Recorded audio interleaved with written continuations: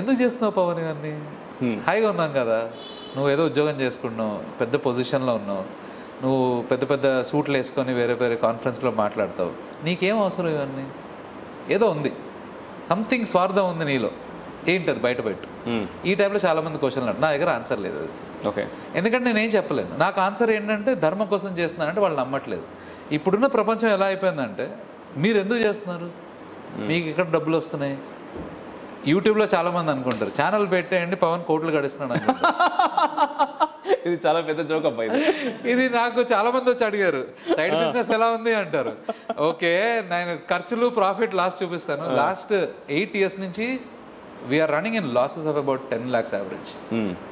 YouTube మీకు తెలిసిందే, ప్రపంచానికి తెలియదు ఏంటంటే యూట్యూబ్ చాలా ఇచ్చేస్తుంది అనుకుంటారు, బట్ చాలా చాలా కష్టం. And are channel, if you ask me, is only to showcase ధర్మ టు పీపుల్. దాని నుంచి ఎవరైనా డబ్బులు వస్తారంటే మీరు ఇందాక నవ్వినట్టుగా నేను కూడా నవ్వాను అనమాట చాలాసార్లు.